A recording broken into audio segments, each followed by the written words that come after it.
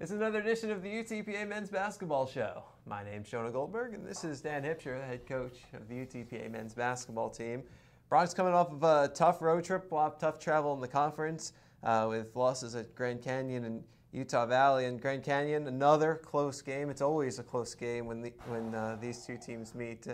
64-59 loss. How'd that game go? Well, we played really well, to be honest.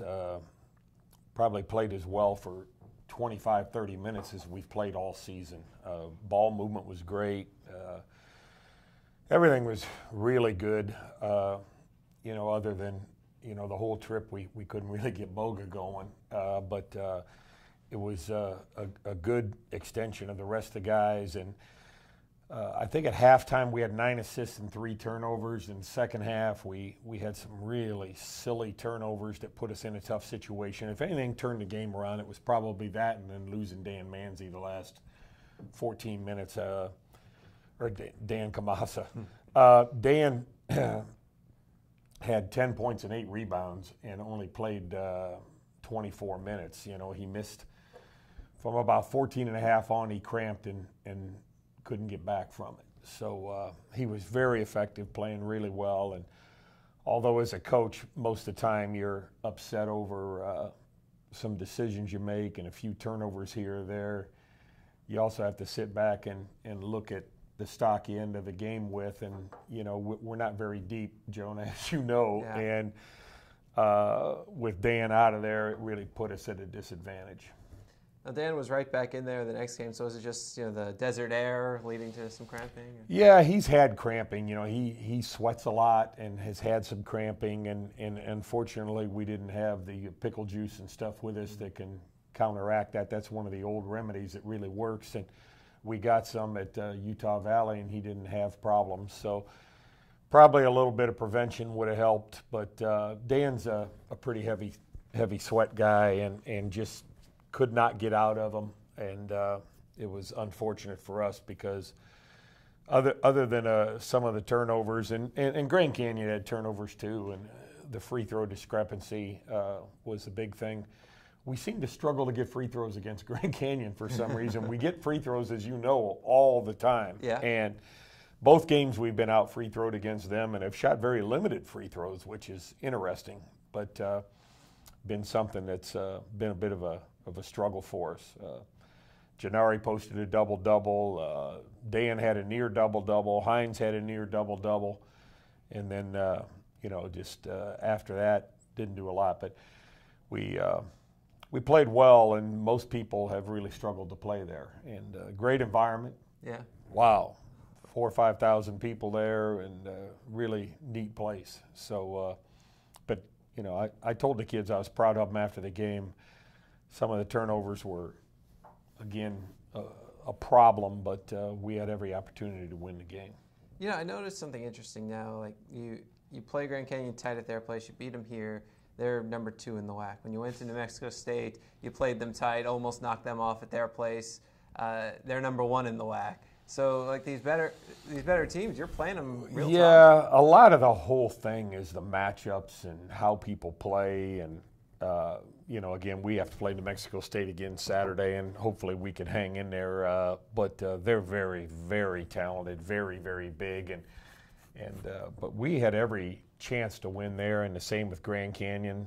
For some reason, the Grand Canyon matchup has been really, like you say, competitive. Overtime games, 1-point games, 2-point games.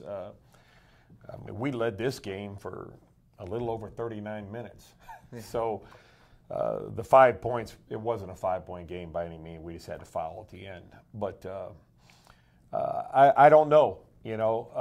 Went to Utah Valley that had not been playing very well on Saturday, and they had back-to-back games coming into ours where I think they were 1 for 33 from the 3-point line and came out and made 9 out of 23 against us. So, that was an all-offense game.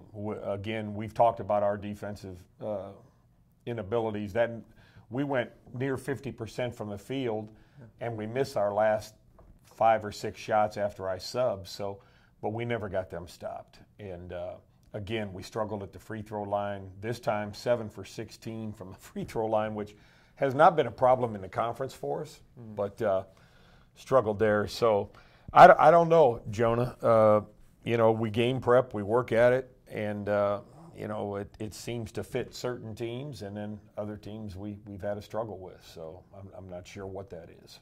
It seemed, you know, looking at the running play-by-play on the Utah Valley game, that it was really close there until the final minutes, and even though you all kept shooting really well, I guess they got a lot of rebounds, which got them more shots. They got more shots. They got, and again, if you look at it, it's only 8 offensive to 3 offensive, but 9 threes to 4 threes. You know, we had, well, the turnovers are about the same. I mean, I don't know. I keep looking at the stat sheet and go, how'd this turn into this kind of a game? But their 28 for 51 was a big thing. They opened the second half 4 for 10 and then went 13 for their last 17 from the field. So, again, defensively, we've struggled. The second night of a trip is always, you're a little leg weary, and we're only playing to, you know, 7, 8 deep. One of the things I mentioned to the kids after the game, our starters really played decently. They didn't defend as well as I'd like, but the non-starters, the subs, went 1 for 7 from the field, 2 for 7 from the free throw line, and 0 for the 3 line, and I think 0 assists and 4 turnovers.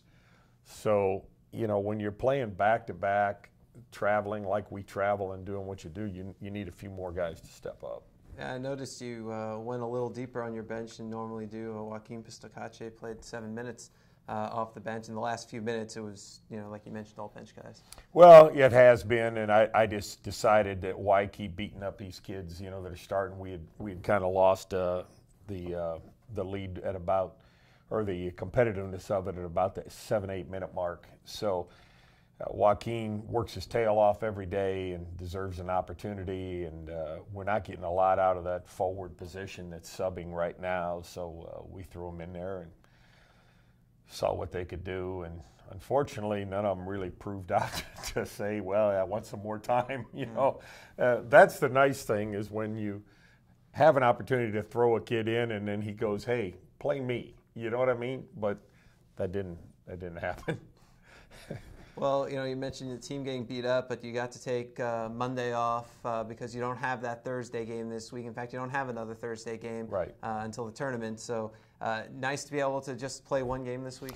Yeah, it is. I mean, we've been on a pretty hard stretch, a lot of travel, and it's been tough. And so now I think we've had 3 doubles in a row, with 2 of them being on the road, and it's been difficult. So the unfortunate thing is we didn't have that gap in the middle of the conference season somewhere. I think we had an early one, and then Mexico State. And now we have 2 very late ones, and they're both in a row before the conference tournament. So it gives us time to work on some things and get our kids' legs back. And Janari's feet and knees were really bad on Saturday night, and he struggles with that anyway. So let him off yesterday. We'll go today, and we'll go brisk, but not, you know, long, and then decide whether we may go tomorrow and take a Thursday off, or we might take Wednesday off too, you know, and just go Thursday, Friday and prep into the game. But we'll figure that out. We like to have Adonis Rabigui, our kid who's sitting out the transfer, in practice, and he's an engineering student. So Thursday, Friday afternoons, he has some class conflicts with labs and things. So that may dictate that we go today and tomorrow, and maybe take Thursday off when we don't have Adonis, because we need Adonis and size to prepare for New Mexico State because of their size. Yeah, they've got a ton of huge players to go up against. It's unbelievable. You know, Chile's a great player. I just call him that because his Nafawi or whatever, it's so hard to pronounce. And then Siakam kid, the freshman, red shirt, is really, really good. And they just keep throwing them at you, 6'8", 6'9", 6'10". They start, and then they can bring in a couple too. So they play a zone. They're really long. They're hard to get shots off against. And we played really well there, but you know, you might have to ship your in-laws in. That might have been the inspiration for us. They were on the referees for us and doing their job to keep us in the game. We actually fell behind, and it looked a little bit, and then we went on a heck of a run, maybe like a 16-4 run or something, and got back to where we had maybe 2 or 3 opportunities late to tie it or go ahead, and couldn't quite get one in. Well, in lieu of my in-laws, how about I give you homecoming? And there you have go. 2,500 screaming fans the whole game. I don't know. We'll see. We'll see. They were pretty good over there, so I don't know. Might be an even trade. The Bronx play New Mexico State. That's Saturday at 7 p.m. The UTPA Fieldhouse, part of a big day for UTPA athletics. It's the exclamation point to homecoming week, 11 a.m., the Hall of Fame induction ceremony, 2 p.m. baseball, 5 p.m. tailgate party, 7 p.m. men's basketball. So just park your car and walk around the campus and enjoy a lot from UTPA athletics all day. And if you're not in the area, of course, you can always watch online at UTPABronx.com. He's Dan Hipsher. He's the head coach of the UTPA men's basketball team. My name's Jonah Goldberg. We'll see you next week here on UTPABronx.com.